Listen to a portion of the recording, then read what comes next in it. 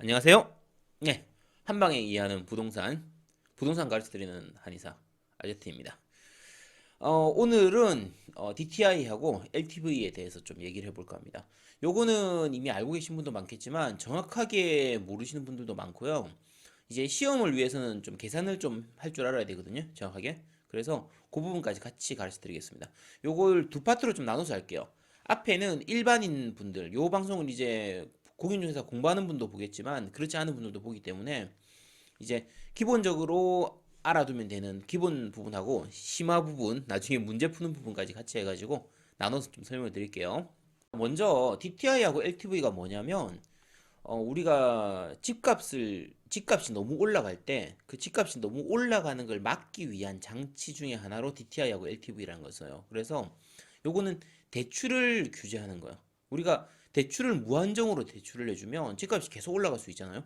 미국에서 서프라임 모기지론 그 사태, 이제 2008년도 요 사태 때 생긴 이유가 2000년대 초반부터 중반 후반 정도까지 이제 너무 많이 대출을 해줬어요. 그러니까 집값이 뭐 10억짜리 집을 살려고 한다라고 했을 때 은행 입장에서 얼마를 대출해주면 적당한 돈이 될까라고 할 때 사람마다 생각하는 건 다르겠죠. 야, 그럼 한 80%, 90%까지 대출해줘도 되겠지 할 수도 있고 집값은 잘 안 떨어지니까. 그다음에 야 그래도 혹시나 망하면 안 되고 또 이자 안 내고 이럴지 모르니까 한 60% 정도 대출해주면 적당하겠지 이렇게 생각할 수도 있거든요. 사람마다 다 다르단 말이에요. 근데 당연한 얘기지만 집값이 10억일 때 9억을 대출해주면 내 돈 1억만 있으면 집을 살 수 있는 거예요.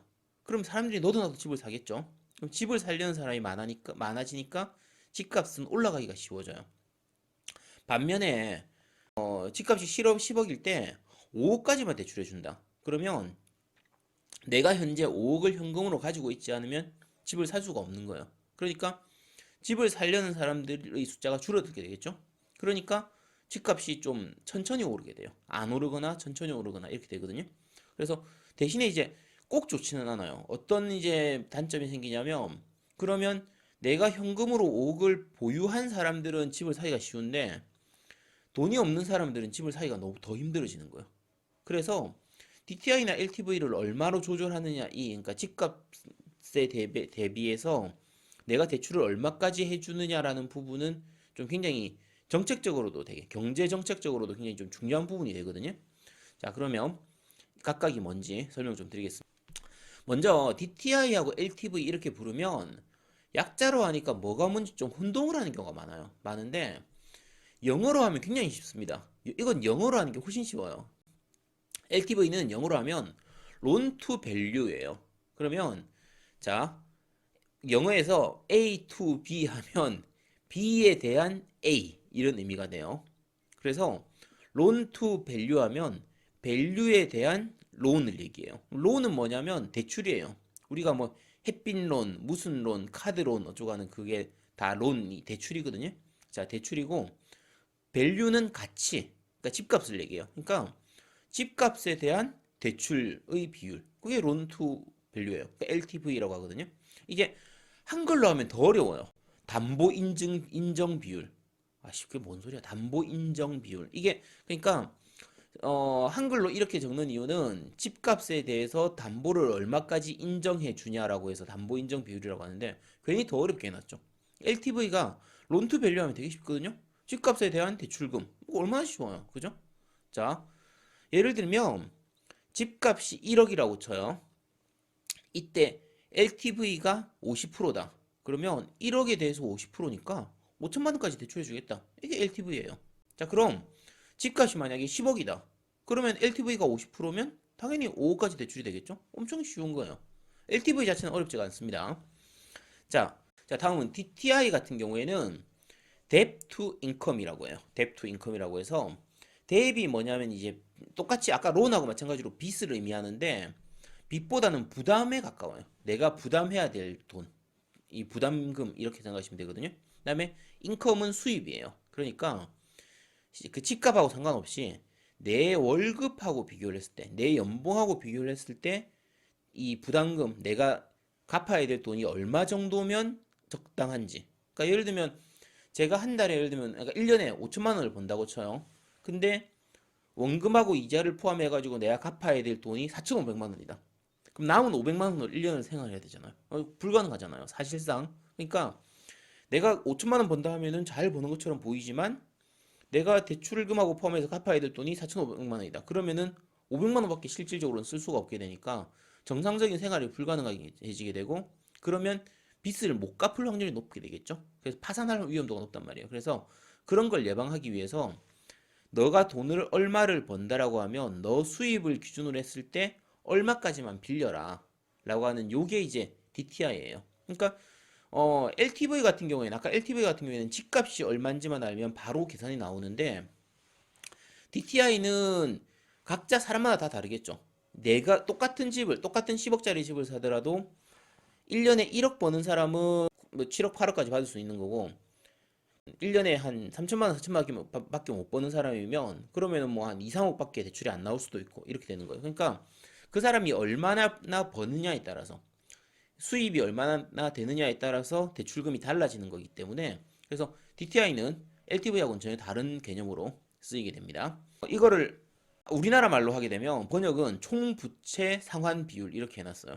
아 이러니까 어렵지. 아니 영어는 얼마나 쉬워요. debt to income 수입 대비 부담금 얼마나 쉬워요. 이렇게 하면 쉽다니까 쉬운데 이걸 번역을 총부채 상환 비율 아이씨 이거 뭔 소리야 이게 그게 뭔 말이야.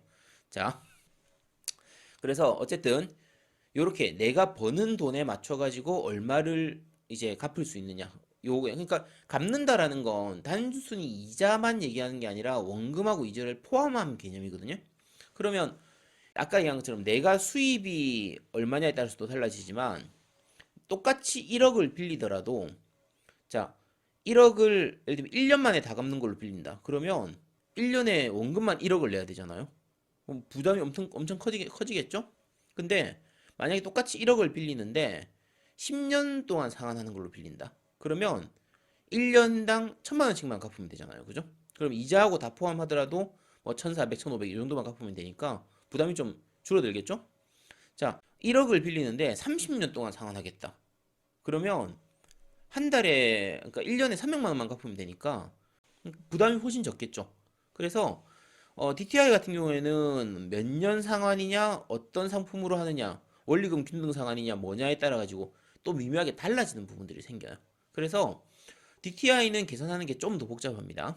자, 그러니까 만약에 DTI를 50%로 제한한다. 이렇게 얘기를 하면 연봉이 그러니까 5천만 원인 사람이 있다고 치면 대출을 받을 때 원금하고 이자를 합쳐서 2,500만 원까지만 받을 수 있도록 하는 거예요. 그러니까 어 갚을 능력 없으면 빌리지 마라 이거죠. 갚을 능력 없으면 빌리지 말라는 얘기고. 그러니까 예를 들면 본인이 아이 나는 맨날 라면만 먹고 차도 없이 그냥 걸어 다니고 진짜 허리띠 졸라매고 해서 매년 4천만 원씩 갚을 수 있어요. 나 1,000만 원만 있으면 한 1년 동안 생활할 수 있어요. 라고 얘기해도 소용이 없어요. 그러면 은행에서 야 너 쓸데없는 소리 하지 말고 DTI가 50%니까 너 그냥 2,500만 원만 빌려. 너 연봉이 그러니까 2,500만 원 빌리는 건 아니죠.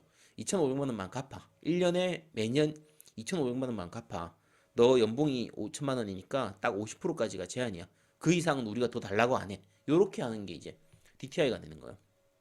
그러니까 요 부분은 왜 생기냐면 부동산 경기만 보는 게 아니고요. 전체 경기를 같이 봐야 되기 때문이에요. 그러니까 보통 가정 내에서 이제 가처분 소득이라고 해서 내가 실제로 버는 돈이 5천만 원이라고 해도 지금 얘기한 것처럼 은행 빚 갚고 이래저래 하는 걸로 돈을 나가고 나면은 내가 실제로 쓸 수 있는 돈이 너무 줄어들게 돼버릴 수가 있단 말이에요. 그러면 그 부분을 이제 가처분 소득이라고 하는데 가처분 소득이 너무 줄어들게 되면 불경기로 가게 돼요. 이런 부분들까지 다 감안을 해서 쓰는 정책이 바로 DTI입니다. 그러니까 3천만 원 버는 사람이 예를 들면 은행 빚을 2,500만 원 갚아버리면은 그 사람이 3천만 원 버는 의미가 없잖아요. 그죠? 그래서 500만 원밖에 못 쓰니까 그럼 정상적인 생활이 안 되잖아요. 소비 경기가 너무 떨어질 수 있기 때문에 그래서 시행하는 게 바로 DTI입니다. 더 먼저를 얘기하면 너무 무리하게 갚도록 해버리면 이 사람이 파산을 할 수 있으니까 그러면 은행도 위험해질 수 있거든요. 은행이 위험해지면 나라 경제 전체가 위험해지기 때문에 그런 부분들을 막기 위해서 연쇄 부도라든지 이런 것들을 막기 위해서 나온 겁니다. 자, 그러면 여기까지 해서 실제 문제 나왔을 때 어떻게 푸는지 먼저 한번 보도록 하겠습니다. 자, 보시면 이게 26회 기출이거든요. 작년에는 요 문제가 안 나왔는데 올해쯤에는 한번 나오지 않을까 싶어요. 그래서 일단 설명을 좀 드릴게요. 자, 주택담보대출을 희망하는 A의 소유주택 시장가치가 3억 원이고 연소득이 5천만 원이면 이제 다른 부채가 없는 상태에서 A가 받을 수 있는 최대 대출 가능 금액이 얼마인가 요걸 맞추라는 거죠. 자, 이걸 쉽게 이해하는 부분이 좀 필요해요. 자, 연간 저당 상수가 0.1이고요. 대출 승인 기준이 LTV는 60%, DTI는 40%로 잡혔습니다.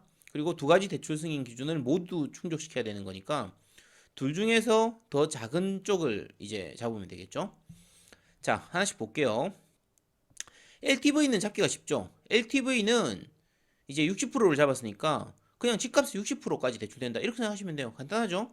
자, 그러면 시장 가치가 A 소유 주택의 시장 가치가 3억 원이라고 했으니까 3억 원에 대해서 60%니까 1억 8천이죠. 이거 바로 나오죠? 자, 이건 1억 8천입니다. 다음은 이제 DTI를 구해야 되는데 여기서 이제 저당 상수가 주어졌죠. 이 저당 상수는 대부분 실제로 문제로 나올 때는 0.1이 많이 나와요. 이게 계산하기가 쉽게 나오거든요. 복잡하게 저당 상수를 잡아버리면 문제를 풀 때 좀 어렵기 때문에 대부분 저당 상수는 쉽게 나옵니다. 그래서 예를 들면 제가 매년 원리금을 1,000만 원을 갚는데 저당 상수가 0.1이다 그러면 이제 1,000만 원이 10%라는 얘기예요. 전체 액수에. 그럼 간단하죠. 대출액은 1억이 되는 거예요. 자, 내가 매년 1억을 갚아 나가고 있는데 저당 상수가 0.1이다 그러면 이게 10%라는 거니까 1억이 10%가 되는 거니까 원금은 당연히 10억이 되는 거죠. 그래서 실제로 계산 문제에서는 저당 상수는 그렇게 어렵게 주진 않습니다. 계산이 쉽도록 주거든요. 그러니까 10%라고 잡으면 돼요. 원리금 합해서 10%다. 이렇게 잡으시면 되고요. 이제 연소득이 5천만 원인데 총 부채 상환 비율 DTI가 40%다라는 건 40%니까 연소득에 대해서 40%만큼은 원리금으로 갚을 수 있다는 얘기죠. 그러면 2천만 원까지는 갚을 수 있다는 얘기예요. 2천만 원까지 갚을 수 있다는 얘기고 이 2천만 원이 저당 상수 0.1을 적용하면 그럼 결국은 2천만 원이 전체 대출액의 10%라는 얘기거든요. 그러면 간단하죠. 2억입니다. 저당 상수가 대부분 문제는 어렵게 주지 않거든요. 쉽게 줘요. 쉽게 주는 편이고. 자, 요 문제 같은 경우에 이제 아까 DTI로 기준으로 했을 때는 2억이 나오죠. 아까 LTV를 기준으로 했을 때는 1억 8천이 나왔으니까 두 조건을 모두 충족시키려면 둘 중에서 작은 값을 찾아야겠죠. 그러면 최대 대출 가능 금액은 1억 8천이 되는 거예요. 이런 식으로 문제가 풀립니다. 그러니까 DTI 개념 알고 이제 LTV 개념만 알면은 문제 자체는 어렵진 않아요. 어렵진 않고 대부분 요 문제들은 계산 문제 중에서는 그렇게 어렵지 않게 제가 지금 설명하느라고 조금 길게 설명했지만 한 1분에서 1분 30초 정도면 풀 수 있는 문제들이기 때문에 학계론에서는 DTI LTV가 문제로 나오면 그 문제는 풀어야 됩니다. 그거는 푸시도록 하시고요. 어, 여기까지만 알아도 사실 문제를 푸는 데는 별로 어렵지가 않아요. 어렵진 않고 최근에 이제 얘기가 되는 부분은 신 DTI하고 DSR에 대한 부분인데 이거는 지금 공인중개사 공부하시는 분들은 꼭 알아야 되는 건 아니에요. 그러니까 문제로 나온다거나 그럴 확률은 좀 높진 않지만 알아두면 좋은 부분이기 때문에 참고 삼아 요 다음 거를 봐주시기 바랍니다. 이번에는 DTI는 DTI인데 DTI, 신 DTI 그리고 DSR 세 가지를 설명드리겠습니다. LTV는 어차피 똑같기 때문에 LTV는 빼고 자 새로 DTI는 뭐고 신 DTI는 뭐고 DSR은 또 뭐냐? 실제로는 셋 다 비슷해요. 셋 다 같은 DTI입니다. 크게 묶으면 셋 다 DTI인데 이제 어디까지를 포함시키느냐의 차이가 있어요. 자, 이제 우리가 그 집을 살 때 대출을 받는다고 했을 때 처음 내가 지금까지 전혀 대출이 없고 처음 집을 산다. 그러면 전혀 문제가 없겠죠. 만약에 내가 지금까지 대출이 전혀 없는 상태에서 처음 집을 살 때 대출을 받는다고 하면 DTI든 신 DTI든 DSR이든 똑같아요. 똑같은데 자 우리가 대출이 총 세 종류가 있습니다. 지금 내가 바로 이 집을 사기 위해서 요 집을 사기 위해서 빌리는 돈도 있지만 예를 들어서 내가 한 5년 전에 원래 먼저 살던 집을 사기 위해서 예를 들면 20년 상환으로 해가지고 대출을 받아놓은 게 있을 수 있단 말이에요. 그러면 그 대출 때문에 생긴 원래 있었던 주택담보대출로 인해서 생긴 이제 원리금 원금과 이자가 있을 수 있죠. 그죠? 자, 그 다음에 마지막으로 집하고 상관없이 예를 들면 제가 사업을 하기 위해서 아니면 뭐 가계대출로 어떤 일이 있어가지고 뭐 예를 들면 3천만 원이든 4천만 원이든 빌렸다. 그럼 그 돈에 대한 원금과 또 이자가 있을 수 있겠죠. 자, 그러면 요렇게 총 6가지가 있겠죠. 요렇게 6가지가 있는데 이 중에서 DTI는 지금 내가 살려고 하는 집, 내가 이제 구입하려고 하는 집의 원금과 이자, 그 다음에 예전에 있었던 이자까지만을 더해요. 그러니까 예전에 내가 5년 전에 샀던 그 집에 대한 원금을 상환하는 부분에 대한 부분은 빠집니다. 그리고 뭐 내가 사업자금 대출로 있었던 그 돈도 기존의 다른 대출에 대한 원금도 빠집니다. 대신에 이자는 다 더해져요. 이자는 전체 다 합쳐지지만 원금에 대한 부분은 계산에 안 넣습니다. 그런 반면에 자, 신 DTI는 요 DTI에서 기존에 내가 샀던 집의 원금을 갚는 부분 있죠. 여기까지를 다 더하는 거예요. 요게 신 DTI입니다. 자, 그 다음에 DSR은 요 전체를 다 더하는 거예요. 그러니까 기존에 있었던 원금이든 뭐 이자든 뭐 자금 대출이든 주택담보대출이든 뭐든 상관없이 어쨌든 내가 지금 은행에 갚고 있는 매달 은행에 불입하고 있는 모든 돈을 다 더하는 거예요. 그게 DSR이에요. DSR은 사실 줄인 거는 뭘 줄인 거냐면 뎁 서비스 레이쇼라고 하거든요. 그러니까 대출 서비스를 받고 있는 비율. 이걸 우리나라 말로 번역하면 이렇게 되죠. 총부채 원리금 상환 비율. 어렵다. 누가 말을 이따위로 만들었는지. 자, 그러면 지금부터 한번 실제로 예를 들어 보겠습니다. 제가 예를 들면 집을 사려고 해요. 제 연봉이 1억이라고 치고요. 계산하기 편하게. 집값은 10억이라고 하죠. LTV는 무시할게요. LTV는 무시하고 여기에서 제가 5억 원 대출을 20년 상환으로 대출을 받으려고 해요. 그러면 대략 매년 원금 그냥 편하게 계산할게요. 매년 원금으로는 2,500만 원, 그다음에 이자로는 2천만 원이 나가게 돼요. 그래서 총 합해가지고 4,500만 원을 부담하게 되는 거예요. 만약에 제가 예전에 원래 가지고 있었던 집이 하나 있고 거기에 대한 원금이 1,000만 원이고 이자를 500만 원씩 내고 있다고 치죠. 그럼 원리금으로 합해서 연간 1,500만 원 정도를 내고 있다고 칠게요. 그 다음에 제가 개인 사업을 하고 있으니까 사업을 하면서 요 사업자금 대출을 그 가계대출로 받아가지고 보통 사업자금 대출로 받기도 하는데 대부분의 경우에는 개인 사업자들은 개인 가계대출을 받거든요. 그래서 가계대출로 해가지고 지금 받고 있는 돈이 매년 이제 원금으로 2천만 원 정도를 갚고 있고 이자로 1,000만 원 정도 해서 매년 한 3천만 원 정도를 이제 갚고 있다라고 칠게요. 자, 그럼 실제로 한번 계산해 보죠. 자, 제가 아까 1억을 벌고 있다고 했으니까 분모로 들어가게 되는 건 무조건 1억이에요. 연소득은 변하지가 않으니까 1억이죠. 이 상태에서 기존의 DTR을 기준으로 얘기를 하게 되면 원금 갚는 게 이제 원금하고 이자를 합해가지고 4,500만 원을 갚죠. 그러니까 4,500만 원에 나머지 것들에 대해서는 그러니까 기존의 그 주택담보대출이든 아니면 가계대출이든 이자 부분까지는 다 포함이 돼요. 이자 부분까지는 다 포함이 되거든요. 그러면 요걸 다 더하게 되면 매년 6천만 원을 갚고 있는 거죠. 6천만 원을 갚게 되는 거예요. 그러면 DTI가 만약에 60%라고 하면 제가 1억이 연수입이기 때문에 60%니까 딱 60% 맞죠? 그러면은 5억을 다 빌릴 수가 있게 되는 거예요. 그쵸? 딱 조건에 맞으니까. 자, 그런데 만약에 신 DTI를 적용을 하게 되면 이 예전 가계 대출, 원래 있었던 기존 집에 대한 원금을 포함하게 돼요. 그러니까 요 1,000만 원까지 같이 포함하게 되는 거죠. 그러면 총 액수가 7천만 원이 되는 거예요. 자, 요 경우에는 이렇게 돼버리면 신 DTI를 적용을 하게 되면 대략 해서 한 3억 5천 정도밖에 못 빌리게 됩니다. 기존 대출 있는 부분 때문에 한 3억 5천 정도밖에 못 빌리게 돼요. 자, 마지막으로 DSR을 적용을 하게 되면 모든 가계대출의 원리금을 다 포함하게 되기 때문에 이 가계대출, 아까 사업을 위해서 빌렸던 기존의 대출의 원리금까지 다 포함하게 되니까 이 전체를 다 더하면 9천만 원이 되거든요.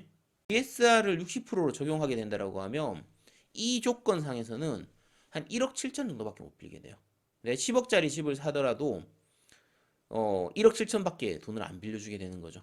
요런 부분들이 있어요. 그래서 DTI를 적용하냐, 신 DTI를 적용하냐, DSR을 적용하냐에 따라서 내가 기존 대출이 없는 상태에서 그냥 집을 살 때는 크게 문제가 없지만 그 사업을 하느라고 빚이 생겼든 아니면 기존에 다른 집을 사기 위해서 빚이 있었던 간에 기존에 대출이 많이 있었던 사람들은 집을 좀 사기가 힘들게 만들어져 있는 거예요. 그러니까 그 DSR 같은 경우나 DTI나 이런 식으로 대출을 조이는 방향으로 가는 게 지금 이번 문재인 정부의 좀 특징인데 여러 가지 문제가 있죠, 사실. 왜냐면 이런 식으로 돼버리면 집이 없는 사람들, 그러니까 아예 무주택자 입장에서는 그리고 기존에 대출이 전혀 없었던 사람이면 DTI든 신 DTI든 DSR이든 상관이 없어요. 뭐든 똑같아요, 어차피. 똑같은데 기존에 대출이 있었다거나 뭐 집이 한 채인데 한 채를 더 살려고 한다거나 이런 경우에는 굉장히 좀 힘들어지거든요. 근데 대부분 요게 많으니까 기존에 집이 있었던 사람이 한 채를 더 살려고 하는 경우가 좀 특히 타격을 좀 많이 입게 되는 부분들이 있다 보니까 이제 그런 부분들이죠. 집은 진짜 실수요자만 살아. 이번 정책은 그런 거예요. 지금 정책 그 방향은 그냥 다주택자로 이것저것 사가지고 예전 갭 투자하고 이렇게 하듯이 그렇게 하지 말고 그냥 이제 내가 네가 들어가서 살 집만 사라. 집이 한 채만 있으면 되지. 두 채 대체가 왜 필요하냐. 이런 식으로 집값을 잡겠다는 거니까 요거를 강화시키는 부분은 사실 실수요들 중에서 사고는 싶은데 내가 지금 돈이 없어서 못 사는 사람들 중에 대출을 끼면 살 수 있는 사람들, 이 사람들한테는 조금 약간 타격이 있을 수도 있어요. 그래서 약간의 욕을 먹는 게 오히려 진짜 돈 많은 부자들은 집 사는데 전혀 문제가 없어요. 대출 안 하면 되니까. 지금 내가 가진 돈만으로도 충분히 집을 살 수 있기 때문에 이 DTI나 LTV 규제는 그런 사람들한테는 아무 영향을 안 미쳐요. 그래서 진짜 돈 많은 사람들은 오히려 집을 싸게 살 수 있는 기회가 될 수도 있죠. 나중에 이게 계속 묶이면 상관없는데 이게 계속 묶여 있다가 어느 순간 풀리면 너도 나도 집을 살 수 있게 되니까 집값이 확 올라가게 되거든요. 그러면 이게 묶여 있는 상태에서 다른 사람들이 집을 살 수 없을 때 집을 사뒀던 사람들이 그렇게 나중에 풀렸을 때 한 방에 돈을 확 벌 수 있으니까 진짜 부자들은 오히려 유리해지는 게 아니냐 이런 비판도 좀 있긴 해요. 근데 전반적으로 집값을 안정시키는 효과는 확실히 있기 때문에 DTI하고 LTV는 욕할 부분은 아닙니다. 대신에 어느 정도 선에서 DTI를 60%로 할 거냐, DSR을 뭐 70%로 할 거냐, 어느 정도 선으로 할 것이냐 이 조절하는 게 굉장히 중요한 부분이죠. 그러니까 실제로 우리나라 같은 경우에 미국의 그 신용 위기 2008년도 서프라임 모기지 사태가 왔을 때 생각보다는 선방을 한 편이었어요. 그게 김대중 노무현 정부를 지나면서 DTI하고 LTV가 많이 강화가 됐기 때문에 어느 정도 미리 브레이크가 잡힌 경향이 있었거든요. 그 당시에는 부동산 하는 분들이 욕을 많이 했어요. 저게 지금 우리나라 건설 경기하고 주택 경기를 다 죽여버린다고. 왜냐면 사고 싶은 사람들을 못 사게 만들어 버린 거니까 결국은 수요 자체를 잡아가지고 집값을 안정화시킨 거거든요. 물론 그때 많이 오르긴 했지만 DTI하고 LTV로 잡질 않았으면 더 많이 올라갔을 거예요. 그럼 더 많이 올라갔으면 거품은 더 커졌을 테고 그게 터졌을 때의 타격은 더 컸겠죠. 그러니까 어느 정도 브레이크를 잡는 효과는 있어요. 물론 이게 그 DTI하고 LTV는 딴 부분보다 브레이크 효과예요. 과열되어 가는 부분을 한번 이렇게 브레이크를 잡아주는 그 정도 효과는 뭐 있으니까 그 정도라고 알아두시면 되겠습니다. 오늘은 DTI하고 LTV 쪽에 대해서 얘기를 했고요. 사실 그 공인중개사들 하는 입장에서는 DTI, LTV가 되게 싫을 거예요. 왜냐면 살려는 사람들이 많아야지 돈이 되는데 살려는 사람들이 점점 이제 없어지도록 만들어 보니까 실수요자들과 진짜 능력 있는 사람들 말고 어중간한 사람들은 집 사지 마라.